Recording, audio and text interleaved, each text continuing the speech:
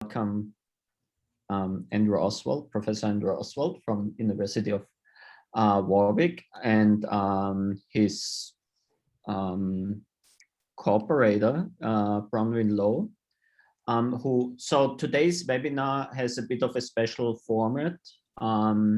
First, Andrew and Bronwyn will briefly give short presentations, and then this is followed by an open discussion. We will, after the brief presentations, we will discuss briefly the format of those discussions, so we have some order in place. Now, just as a brief introduction, Professor Oswald is a professor of economics and behavioral science at the University of Warwick. He's also on the reviewer board, the board of reviewing editors at Science. He has a very broad research interest. Of course, there's the famous paper, What Makes an Entrepreneur? Personally, I got to know Andrew's work during my PhD related to his work on well-being and life satisfaction. And more recently has done a lot of work around COVID, as well as climate change. And Bronwyn Arthur is Senior Policy Advisor and Acting Manager at the Victorian Department of Premier and Cabinet. And she's working together with Andrew on issues related communicating results from climate change. And we are very happy to have you both here today. And it's also a nice sign of the Monash-Warwick Alliance and Monash-Warwick collaboration that we can have and that we can organize seminars like this. I would like to briefly hand over to our Dean, Professor Simon Wilkie, who is our Dean of the Monash Business School, to say a few words. Hey, Paul, thanks. So first of all, welcome Andrew and Bronwyn. I'm also familiar with Andrew's work largely around what used to be called the economics of happiness, life satisfaction data, using subjective data in economic analysis, due to my previous life being at USC with Dick Easterlin. Andrew has hired some of our USC PhD graduates in the past. So I'm really excited to be part of this seminar. In particular, this is part of the great work that's been done under the Warwick Monash Alliance. So, and I think there's more opportunities there for us to collaborate fruitfully, particularly if we ever get this country vaccinated and are able to travel again. But in addition, I think this is just part of our ongoing series that we've had of really impressive thought leaders globally that I think have helped drive policy debate in Australia based on several of the key discussions that we've had here in the webinar series at Monash. And given the key role of energy and energy policy in Australia, I look forward to hearing what Andrew and Bronwyn have to say. So thanks. Thank you, Simon. So, well, I hand over to Andrew, and the title of his talk presentation is Are Economists Letting Down the World on Climate Change? Andrew, the floor is yours. Thank you very much, and I must say it's a great pleasure to be here. I was a boy in Australia for some years, and it's always nice to come back, especially this particularly straightforward way. So, have we been letting down the world as a group of economists, and might we do more? If we look back about 50 years to 1970, the National Academy of Sciences of the USA held a symposium on threats. In particular, threats from AIDS and threats from technology. That was the main subtitle. And a man called George Benton argued in 1970 that the real threat was climate change. He was a climate scientist, a meteorologist, among other things, at Johns Hopkins. And he said, I'll quote this sentence, this is 1970, published in the Proceedings of the National Academy of Sciences of the USA. The present rate of increase of carbon dioxide of 0.7 parts per million per year can be expected, if extrapolated another 30 years to 2000 AD, to result in a warming of about 0.6 degrees Celsius, a very substantial change. In fact, Benton turned out to be virtually exactly correct. And since then, just in the 20 odd years since, the temperature of our Earth has gone up about another 0.5 degree Celsius. These are enormous changes. However, I think it might be fair to say that my discipline, and clearly I'm going to have to take the rap myself, has not done what it should. This is much more now, I would argue, a social science or behavioral science problem. You can call it an economic science one if you want. Economists simply have been tardy, in my judgment, in thinking about this. And it's not, I don't reckon, because they doubt the scientific evidence. Some of you will know the infamous tweet from Donald Trump in 2012. The concept of global warming, this is from Trump 9 years ago, the concept of global warming was created by and for the Chinese in order to make US manufacturing non-competitive. It's not, I don't believe, that academic economists take anything like this view. In 2019, my broad colleague, Nicholas Stern, who works at the London School of Economics, Nick Stern, and I published a paper partly mentioned, partly discussed in Vox EU, where we studied the number of papers on climate change in what one might describe as the general economics journals. So we took about 10 of those. I'm sure you can guess the kinds of names. And we simply asked the question, looking at the web of science and doing a kind of search that I won't describe the details of. If we look at these top 10 journals, how much work has been done by economists? The headline that went all around the world was that the Quarterly Journal of Economics, on our account, which is generally viewed as the most cited journal, at least of any normal kind in economics, the QJE has never published a paper on the economics of climate change in over a century. Of course, it's produced from Harvard. The Review of Economic Studies at that point had only published 3 articles in its entire history. Econometrica had published 2. A few journals did slightly better. The Economic Journal published 9 and so on. But I found that a useful exercise to do as a little piece of bibliometrics. And although, of course, there have been economists who made important contributions, and we may come on to their names eventually, and there are specialist journals that have been doing things for some years, I hope it's fair to point to these very general journals that attract a lot of especially young researchers' attention. Of course, most young scholars want to get a paper in somewhere like the QJE or the EJ or the American Economic Review and so on. All of this, by the way, these numbers I've quoted you, this is out of about 80,000 articles ever published in these journals. Now, there have been minor changes since then in the last 18 months or so. I would recommend to you a paper I looked at yesterday in the Review of Economic Studies by a man called Reinhardt, if I pronounce it correctly, but Matthias Reinhardt. A very interesting paper, I think it was January 2021 in the Review of Economic Studies, where he found very little effect on car emissions from the regulation, from the standards imposed in the EU, in the European Union.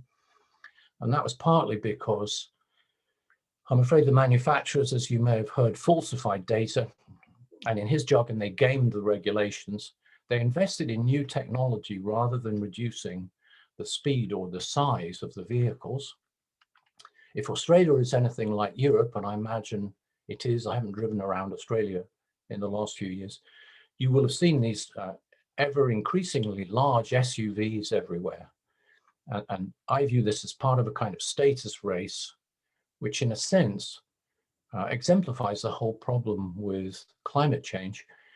Drivers are looking for ever more impressive vehicles to, in my judgment, gain relative status in a way that's bad for the group. What's the underlying problem here that's most difficult to solve? It is, of course, that this is a public good or externality issue, but it has the crucial aspect that most of the people who care or will care have not been born yet. That, as technical economists, is what we somehow have to grapple with, because this is a very exceptional sort of the classic public good or externality argument. Now, lots of the work by economists has been done on fairly sophisticated approaches like how to design nonlinear carbon pricing schemes and so on. I don't want to stop any of that, but just before I finish this afternoon or this morning in my time and hand over to Bronwyn for a few minutes, my collaborator in a project, and she's really in charge of that, but she'll tell you about it in a second. Before I draw to a close and start to throw it open, I'd like to just tell you about one way that I think, with a young colleague called Adam Nowakowski, who's now at Bocconi University, was at Warwick. Adam and I looked at data on whether people really care about climate change. It's all very well designing complicated nonlinear optimizing carbon pricing schemes, but of course they've got to be voted in by our citizens. Adam and I took data on Europe, two different kinds of data sets, and I'll tell you the results if I may. We thought that if Europeans didn't worry about climate change, probably that continent has the highest formal education levels of any, then probably no other continent would come close to it. I can't speak for Australasia, I suppose. Using data on 40,000 Europeans from the 2016 European Social Survey, so that's the ESS, 1 year in 2016, these are cross-section data on about 40,000 men and women. One person in 20 says they're extremely worried about climate change. 5% of Europe's citizens, randomly sampled, say, I'm extremely worried about climate change. Going to the 2019 Eurobarometer survey, this was 30,000 citizens, of course, randomly sampled all across Europe's nations.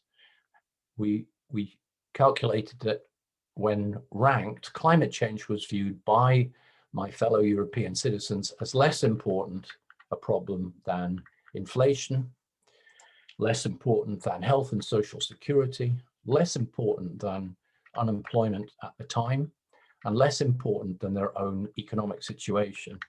And I think there is our difficulty as economists and as a world.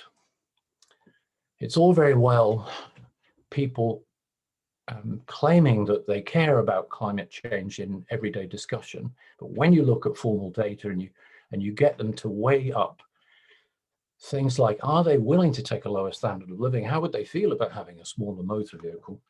Then I'm afraid things look rather more difficult for us.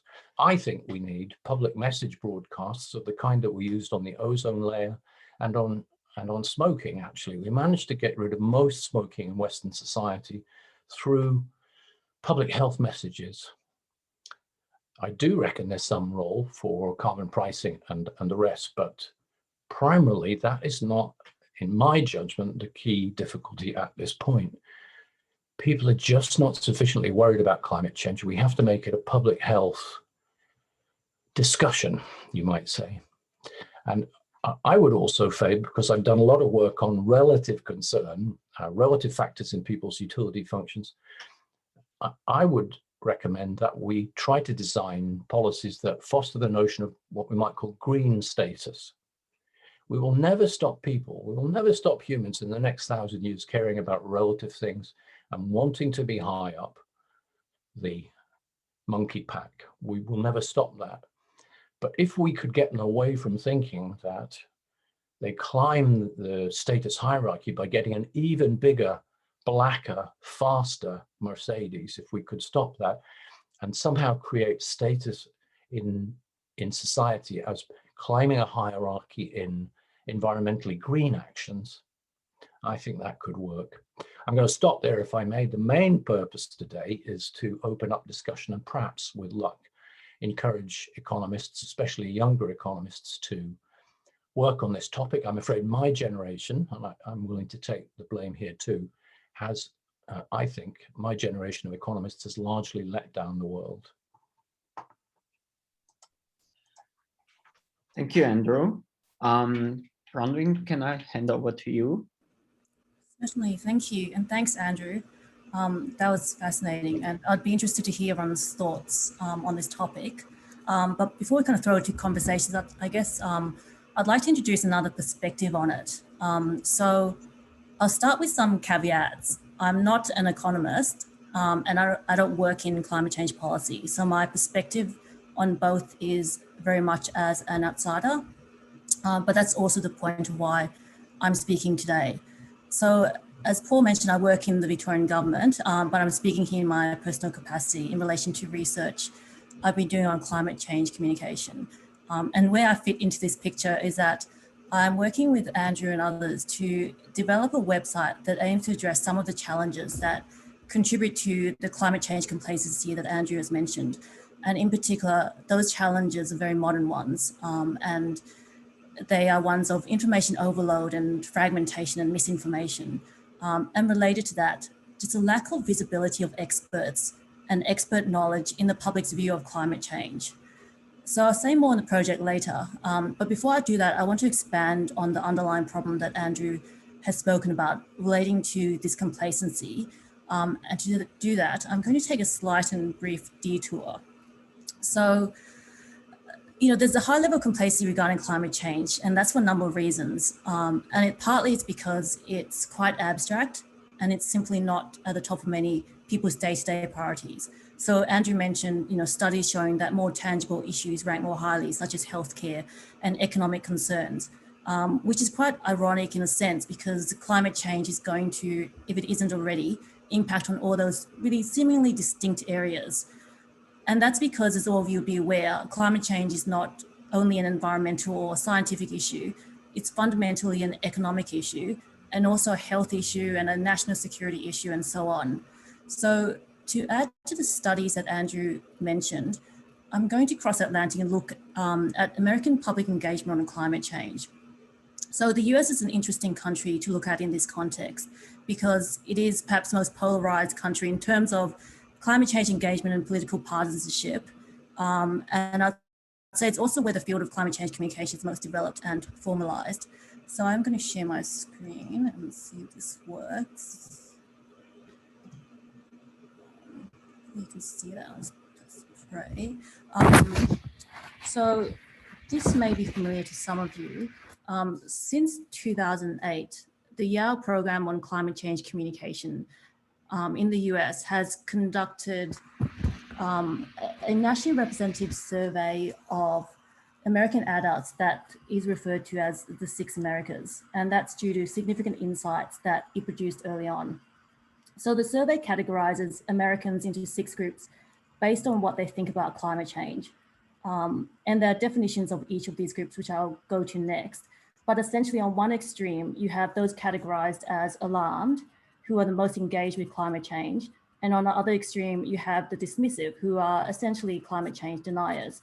So one of the significant shifts over the years is that the number of people on the more engaged end of the spectrum has increased significantly, to the extent that in December last year, over half, so 55%, were in the alarmed and concerned segment. To give you a better sense of that shift, so in 2015, 11% of the US adult population fell in the alarmed category, whereas now, as you can see, it's 26%. And over that same period, the number of those who were dismissive reduced from 12% to 7%. So on the surface, this seems very positive, and it seems to indicate greater public understanding and engagement on climate change generally. But if you look more closely at the definitions of the segments, there are a few question marks. And these definitions are straight from the YPCC website. So you see that even those who are the most alarmed and therefore the most engaged on climate change do not know what they or others can do to solve the problem.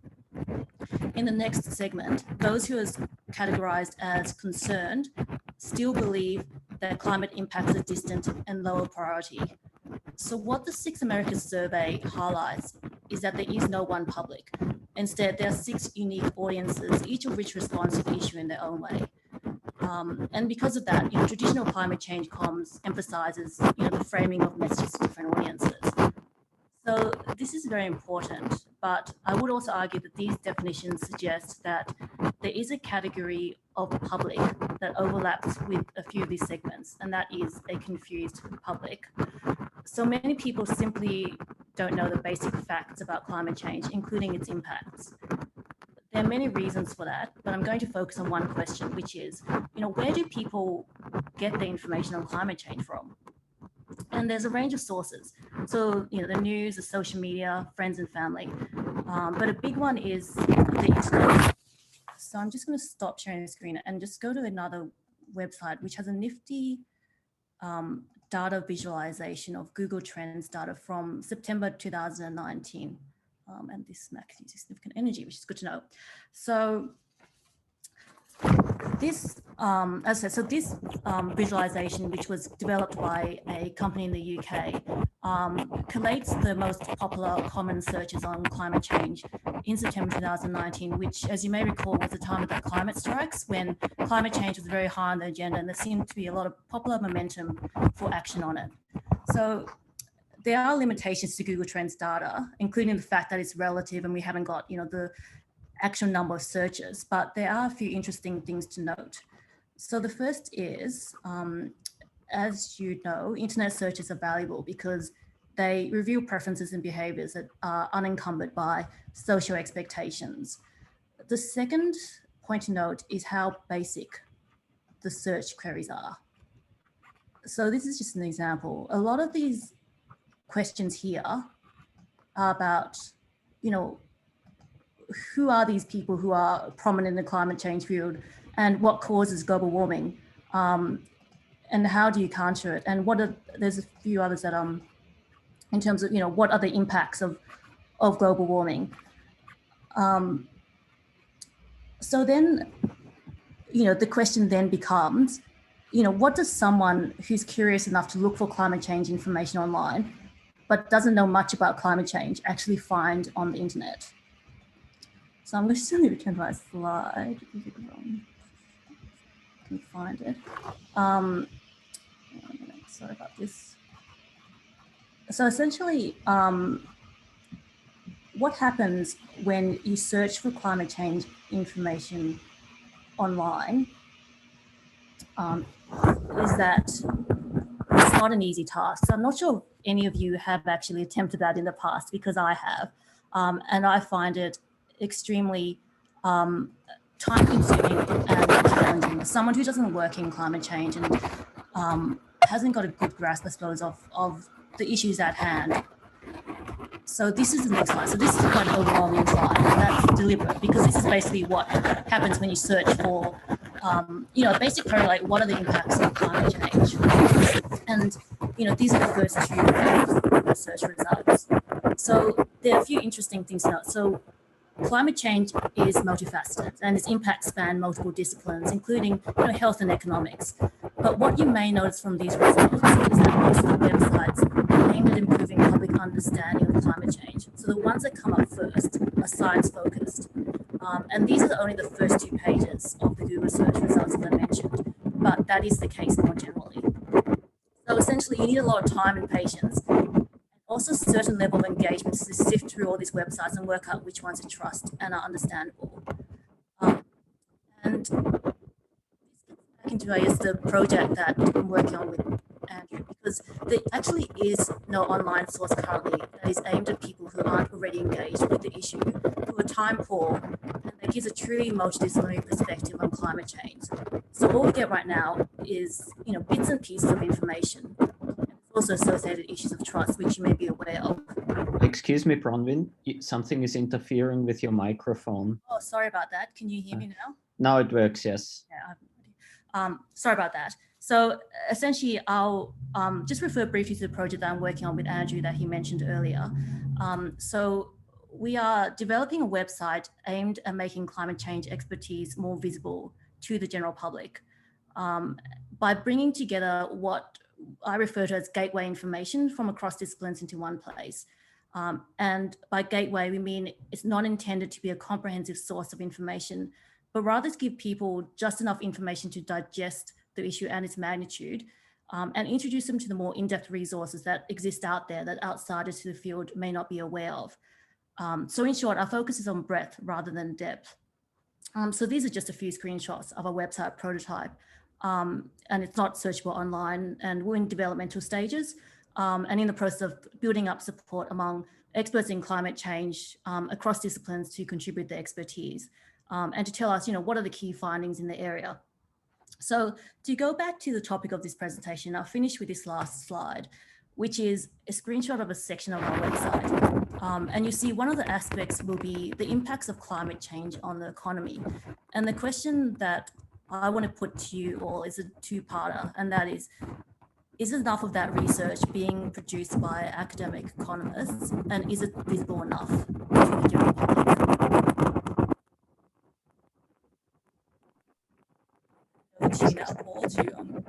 Sorry, can you repeat the last question? There was again. Oh, sorry. So the question I have is, is there enough research being done by academic economists on, the impacts of climate change on the economy and, the economic aspects of climate change? And is it visible enough to the general public? Thank you very much. Great. Well, first of all, thank you both, Andrew and Bronwyn, for the inspiring talks. I will now hand over to Sasha, who will coordinate the discussion. I would suggest that the people in the audience use the raise hands action emoticon if they would like to make a comment or ask a question, and we take it from there.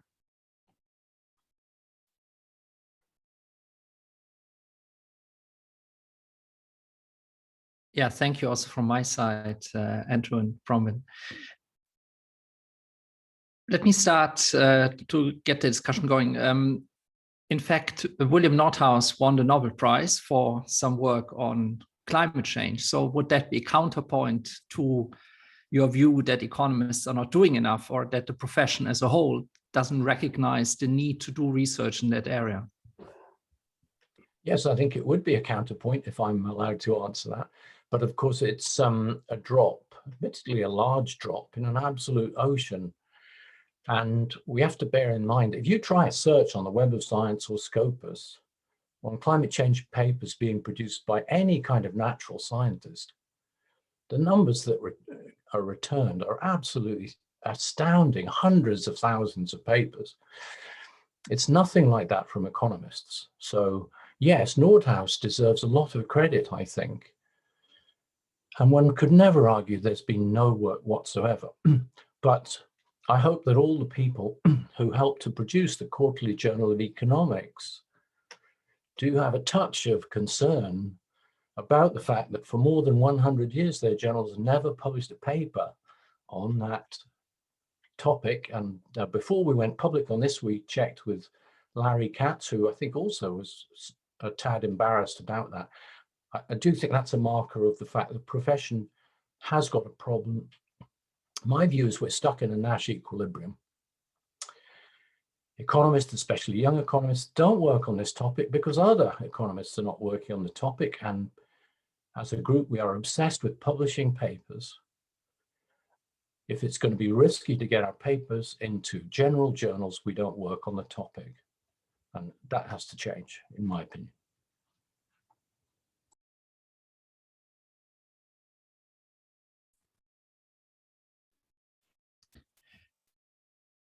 Do you have a proposal how to shift that equilibrium? So what are you thinking of, some coordinated effort, or do leaders have to move ahead? Should there be special issues in journals? I don't think that would do any harm, but move the equilibrium? The first thing, surely, Sasha, is to change thinking and to alert people to the problem, and just to encourage the young. It looks like Anke LaRue would like to come in, so I'll be quiet there. Yes. Yeah, Anke, first of all, thank you, Andrew and Bronwyn, for fantastic presentations. Now, to answer your question about should economists do more, I think the first question should be, is how impactful would it be when it comes to actually reducing climate change in the future? So I'm not sure that the problem is one of information or knowing more about the problem or how to solve it, because even if you know a lot about climate change, it doesn't really distract from the problem that the probability that any individual is going to suffer huge impacts from climate change today is going to be slim. So that it's a long run problem, and it's likely not affecting us in the same way as unemployment might or something like that. And that's really the biggest problem, and how it's different to ozone or smoking, because those problems affect you now, today. And so I think, I don't know whether you have a good view on whether economics can solve these sort of incredibly long run issues where future generations are impacted. Is there an example of that having been done in other areas through economics, for example? If everybody, including Anka, is hoping me to come up with answers to all of these things, I'm afraid I'm going to let you down somewhat. The main thing is, in my judgment, that we try to think this through and to contribute. We do know that smoking has bad effects on the future generations and so on. But no, I haven't got all of the answers on this, I'm afraid. But I'm hoping that people in their early years as economists will put their mind to this and come up with better solutions than my generation managed. Andrew, Walter. Yes, thanks very much. I completely agree that we should all, economists or not, be doing more on climate change. I guess my question, though, is related to the previous one, which is, there seems to be an assumption embedded in the argument that it will solve what seems to me to be a question of political leadership and communication. The Brexit example is not very encouraging in this regard, where economists in the UK said quite a lot on the likely costs of Brexit. And not only was that advice on balance largely ignored, in many ways it was used as a political tool to dismiss the role of experts and so on, as Andrew Oswald will know very well. And indeed, in some ways, expert advice of this kind can, it seems, unfortunately, be counterproductive. So I just wonder whether economists doing more work of the kind that they typically do will necessarily resolve what seems to be the fundamental problem here, that many governments look at the kinds of surveys that Bronwyn showed and go, I'm not going to stick my neck out here, and I'm certainly not going to undertake the kind of health warning messaging that seems to be being recommended here. So I wonder who among our present political leadership, not least in Australia, will stick their neck out and do the kinds of things that would seem to be necessary. Certainly, I hear you, Andrew. As Bronwyn works even more on policy than I do, I was just wondering whether she would like to come in on this. Sure. So this is a few elements to that. I think the first thing to note is that, what we're kind of proposing here is kind of how to fill in gaps that exist currently. So we're not necessarily talking about panaceas, but what we are saying is that there are things that aren't happening now, which we think will help, and that is currently affecting public engagement with the issue. So for example, if they don't have, access to good information on or sound economic advice, or know where to access that, then that's a kind of a threshold issue before we're going to get to the point about whether they actually do listen to it or not. So I've kind of looked at the challenges of policy implementation from the perspective of communications and the role that plays. And as Andrew mentioned, why it's so key for economists to engage with this debate and for the public to be aware of that, is that for policies to be effective, they do require a baseline understanding from the public of the issues that those policies are trying to address. So there are a lot of kind of bad actors out there currently that are, disseminating information and misinformation and confusing the issue. And because of that, a lot of expertise and expert knowledge does get lost in the noise. So what we are proposing is just kind of one facet of it in kind of that overall kind of picture of what needs to be done. And yes, I think economists can definitely play a role, because at the end of the day, policy, the language of policy is economics. I'm very happy to hear that. So the next person is Vastav. Could you switch on the camera if you don't mind? If not, that's fine. But if you can, go ahead. Right. Hi, everyone. So I just had a slight quibble with I think Andrew's presentation of the importance of climate change in discourse, because he points out that Europe represents the example of a place which is very highly educated, and hence it should have the largest amount of discourse on climate change. But it also turns out that Europe and the United States are the parts of the world which will be least affected by climate change, as opposed to the global south, where there is a lot more engagement on climate change. Almost every day our newspapers have environment sections which report on these issues, and economists in the global south have continuously published papers even in climate change journals to bring their points out, given how much importance things like agriculture and all have. Do you think there's a slight framing issue, or do you think the problem hence with lack of discourse on climate change is simply because its effects are not eminent right now, and they will perhaps not be evident for a very long time, even to the economists themselves in these areas? You broke up a bit there to me. You were making a point about the global south. Could you tell me your question again? Sorry, you're asking me about my views on... I asked your views on the fact that maybe the lack of discourse is simply because there is a lack of effect of climate change, especially even 2 decades from now. Most studies, for example, show that European agricultural lands will become more productive as a result of climate change, as opposed to becoming less productive.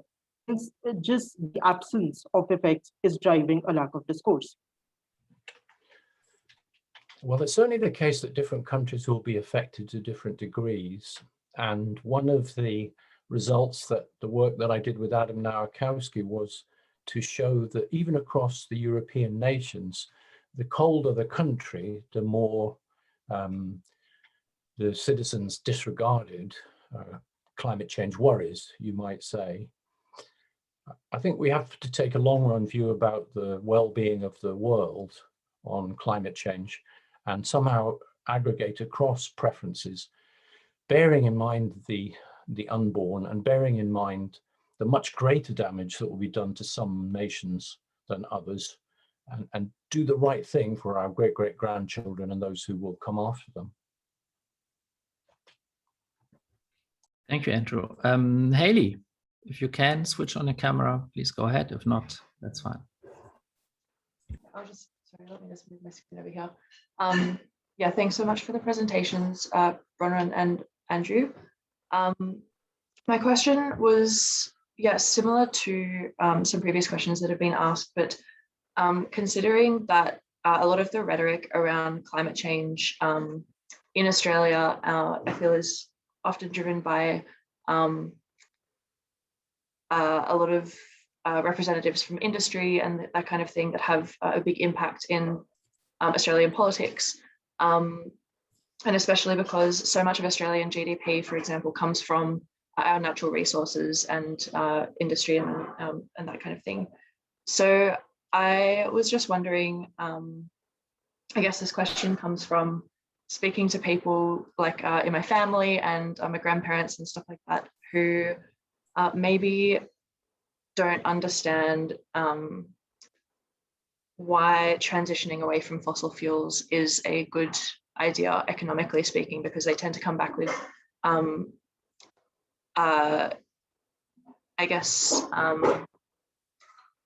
they tend to say that it doesn't make sense economically to transition away from fossil fuels towards greener energy sources when these things make up such a large proportion of our economy.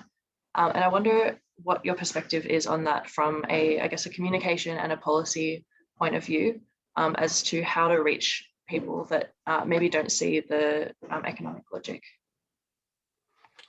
You raise a very good issue, or really a set of issues, and this is part of our problem. We have to solve it as a world and as a group of social scientists and behavioral scientists, don't we?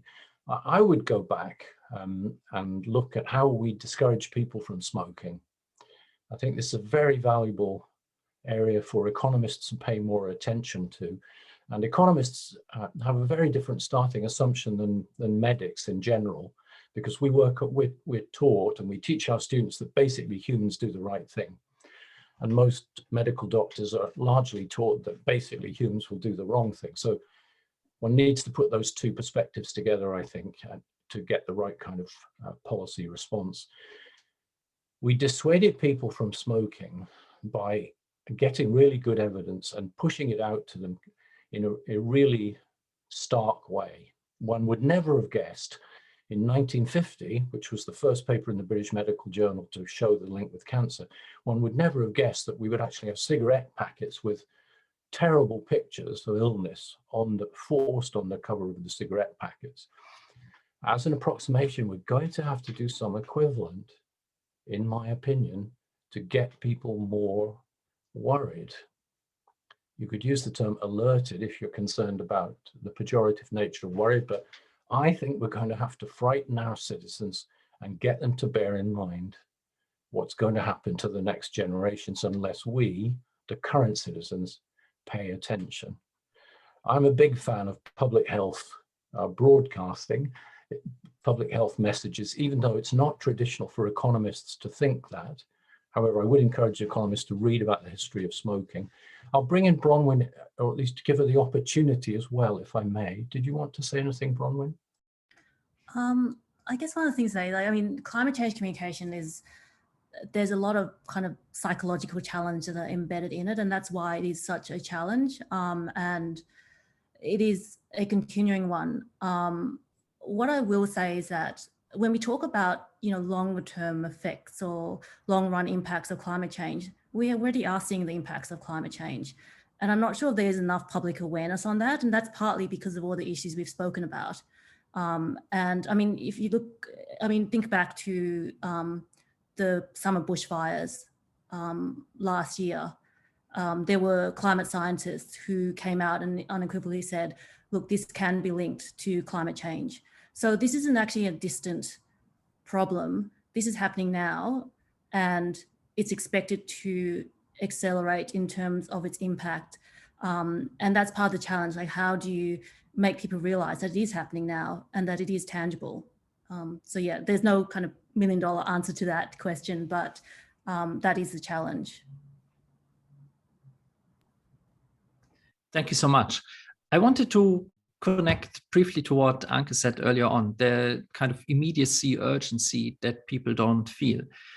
Because it seems that economists are quite able to jump on super relevant topics at short notice, like the crazy amount of papers on COVID, and literally an oversupply of papers, not enough journal space to ever take all of the research that was done out of a sudden because people felt this concern to want to contribute. So it may really be this kicking down the road that the issue is not burning enough yet. And I would also say that the credibility revolution maybe is one issue as well, that economists are super concerned about establishing causal effects, and everything that's to do with climate change has a bit of a forward-looking nature.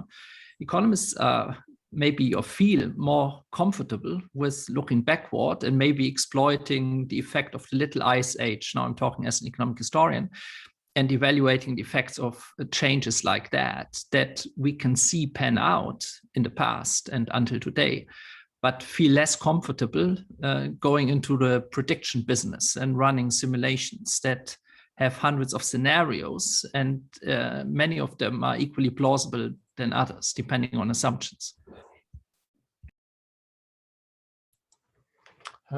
I don't know whether I'm the right person to respond to that, but I suppose it's my task here. Well, I think the subject of economics has a problem and economists have a problem.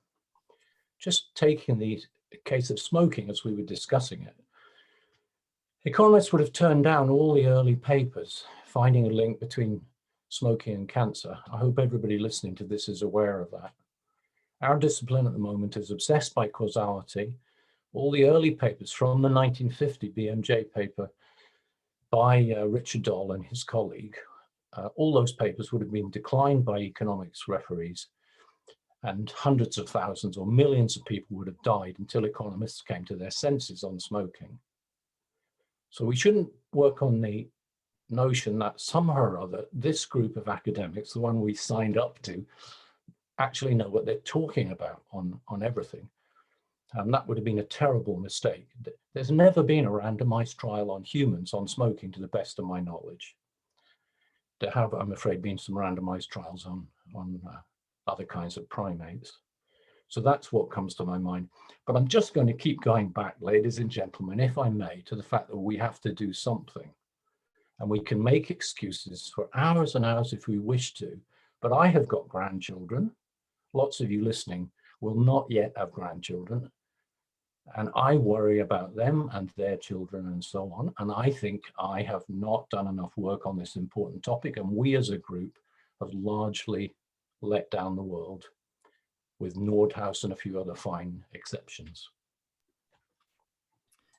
Thank you, Andrew. We have a question from Penny Mealy and then 2 questions in the chat that I'll read out a bit later, but Penny, it's your turn. Thank you. Thanks so much. And thank you very much, Andrew and Bronwyn, for the wonderful presentations. I just wanted to perhaps offer a slightly alternative perspective, which is a little bit more positive, and wanting to question whether our rhetoric around climate change, by focusing on frightening people and you know, talking about the potential for risk and losses, while that is all relevant, I mean, I think we should not forget that actually, you know, transitioning to a cleaner, greener society has enormous potential for a lot of upside. And it's not without effort, but the best things never are in life, I would argue.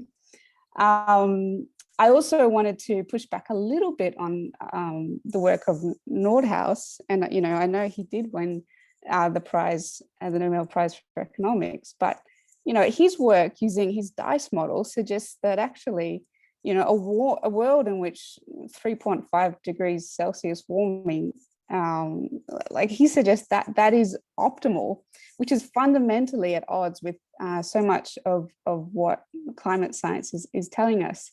So I guess my question is more about whether actually perhaps we need a different type of economics that focuses on the opportunities from addressing climate change, the opportunities associated with green growth, the opportunities associated with renewable technologies, which, you know, the economics around them is fundamentally changing. The costs are coming down so rapidly. So, you know, they represent extraordinary possibilities for, I think, advanced countries and developing countries alike.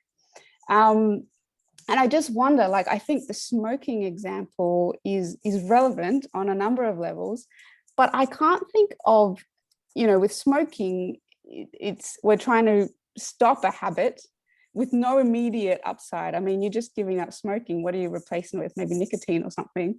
But with climate change, by giving up, you know, fossil fuels and emissions, there are actually a lot of benefits, such as, you know, greener, cleaner air and all the co-benefits that are normally cited. So as I said, I just wonder if a more positive emphasis might be good, both on the economics and on the communication.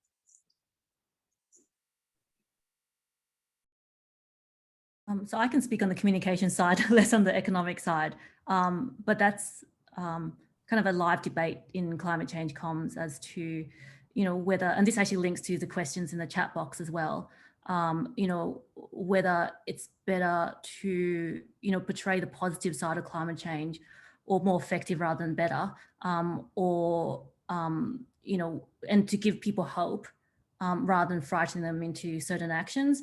And if you recall the Six Americas framework, you'll see that you know, the most engaged category was alarmed.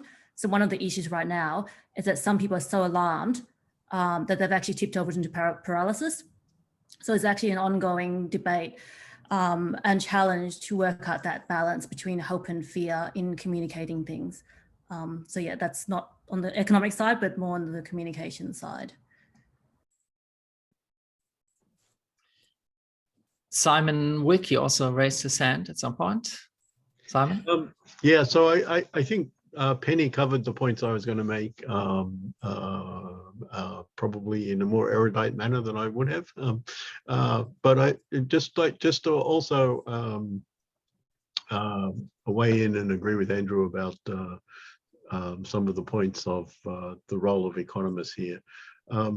Remember, Paul Romer also got the Nobel Prize for his work in growth theory. And if you look at Paul's blog, he's starting to have a serious discussion about whether economists have positive or negative net social value in society. Kind of controversial, you know, and he's on a different issue picked a big fight with his PhD advisor, Bob Lucas. Paul gives the example of in the 19th century, if you did a study, it found out that having a doctor present raised mothers' deaths during childbirths. So what's the policy implication of this? Do you ban doctors from being in the room or at childbirth, or do you adopt a policy that doctors have to wash their hands and have clean hands? He suggests we're at a point where we need some guarantee that we have clean-handed economists. To Penny's point, I think, you know, we might want to introduce something there in terms of how economists operate going forward in the public policy arena. Thanks. Thank you very much, Simon. Anke.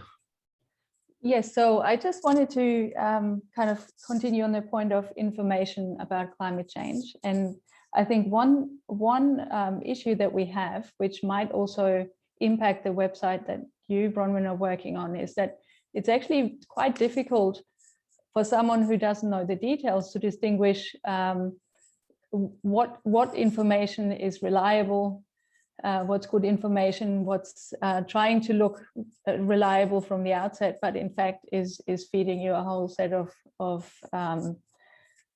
mistruths, if you like. And an interesting initiative that's run out of Monash University, the Monash Climate Change Communications Hub, is actually trying to get people who are respected by the public to provide information that is free of any emotional charge or anything like that. It's weather presenters on TV who just at the end of the month basically show a chart and say, in this particular area, over the last 50 years, temperatures have done this. So completely non-emotional, non-judgmental, whatever. It's just the basic information. And they found this helps very much to bring people who are sitting on the fence, not sure whether they can trust information they get from other sources, to actually believe that something is indeed happening.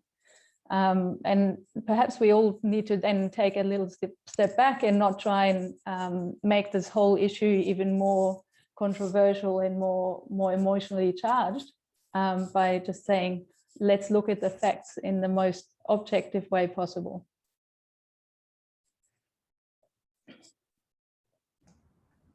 Thank you, Anke. Do you, Bronwyn or Andrew, want to follow up on that? I would like, just if I'm allowed to say something about the point I made about green status, because this does seem to me a way to have a policy where people are not terribly upset by it. Remember, the starting point for this is to accept that humans are obsessed with status, even if they're not aware of it. They want to climb up some status hierarchy in whatever world they see themselves as being part of. And for most citizens, probably not most academics, but for most citizens, they want a flashy car and a flashy house and expensive holidays and so on, things that use up, I'm afraid, a lot of fossil fuels. Now, in principle, we could harness that intrinsic competitive nature of human beings, the fact that subconsciously they look over their shoulders at their neighbors before they decide what will make them happy and what they should do. If we could think about fostering green status as a way of boosting your standing in modern society. One of my colleagues, Nick Chater, a rather talented psychologist, said that all new motor cars should have a big sign on them saying how many fossil fuel emissions they produce, and then all the children in the other cars would point and say, "Mummy and Daddy, what does that mean?" and so on. That'd be a harsh way to do it, but in principle, we could exploit the desire for status by making it part of a green hierarchy, if you've understood me. Thank you, Andrew. We have a question, and it might be the final one by Vaila Mui. If you could switch on the camera. If not, that's fine, but have a try.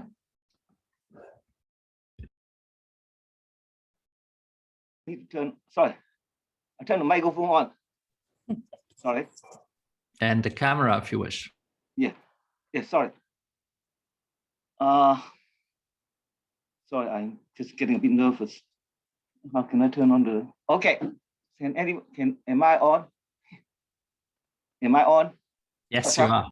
Yeah, I think, Sasha, your point about causality is an excellent point. It seems to me that one problem that economists have, and maybe all scientists have, is that we seem to have this attitude that what we are doing is science and what we are not doing is not science. And so I wonder whether there should actually be like this senior scholar led a very specific, some concrete example, methodological discussion about this example. I was literally just because of my work, reading a paper in Annual Review of Economics by Susan Avey, and also Imbens, right? They certainly are mainstream economists. One is a Clark medalist, the other is the current editor of Econometrica. But they actually painstakingly, right, in the 20-page paper saying that, okay, machine learning has a lot of promise, but obviously it cannot do many things that traditional econometrics, right, that's the area, can do. But on the end, right, it actually sort of teach me, right, a much deeper sense of counterfactual I haven't thought about, right? They pointed out that even if all the data in the world, I know everything about what each country's income pattern, blah, blah, but the world does not experience many possible possible state of the world that, like, let's say, what if the climate change will kick in, so on and so forth. And machine learning is extremely good for generating our sample counterfactual prediction. But say, I'm sure that if, say, a young scholar took this up and sent a paper to machine learning, in particular, if they didn't pass, if they get to the elite, the real top people usually are much more open-minded. It's much more in the second rate, in the reading field journal, you'll be dismissed that. So this is not scientific. So I have no idea how this is done. But I really see that, say, like, I've been reading quite a lot in particular recently. I'm getting very interested in a lot of agent-based modeling. I could tell that if I write a paper in this area, say, compared to my existing paper, if you introduce equilibrium modeling, I will get referee reports saying that this is the hawk. This is not scientific. So I think that is a deep issue. Thank you, Vaila. Maybe we do a very final round, Andrew, Bronwyn, and maybe also Simon, and then we'll wrap up. The main thing I want to say is thank you very much for tuning in a busy life. I know what it's like with countless seminars and so on. So thank you very much. And if especially any younger economist is interested in this field, partly because of this talk, then I'd be very happy about that. Do write to me, anyone, if they're interested. Thanks, Andrew. Bronwyn. So I'll just, I think, second Andrew's comments there. Thank you for a very illuminating and interesting discussion and your involvement in that as well, given food for thought as well. So thank you. Thanks, Bronwyn. Simon, do you have some final thoughts as the authority at the business school? So yeah, no, thanks everybody for Andrew and Bronwyn for a really healthy discussion. I think I agree with Andrew as part of the older generation that I think we have a bit to answer for there. Your talk made me go back and look at some of my own work. There's a paper, important paper by Prajit Dutta and Roy Radner started to circulate around 2001 on some of the issues we're talking about today, incentive compatibility in terms of what it would need to solve this problem, pointing out some of the economic issues. They couldn't get that published in a top economics journal, but out of that paper came a really technical issue, nothing to do with global warming at all, which Matt Jackson and I wrote on and got into Restart. So it's sort of an indication of what was wrong with the profession, that the original paper attacking global warming, it ended up coming out in GBO about 10 years after the paper was written. So clearly there was a problem, I think, in the culture of the profession. I'd like to think that we've moved beyond that, and I'd like to think that the younger generation, including a lot of the people here at Monash, are doing much more interesting and relevant, policy relevant work. And I'd like to see that being recognized by publications as well as policy impact. Thanks. Yeah, thank you very much, Simon. Thank you so much, Andrew and Bronwyn, for giving us your time today and for generating a very fruitful debate. It's also my task to announce the next SOLAR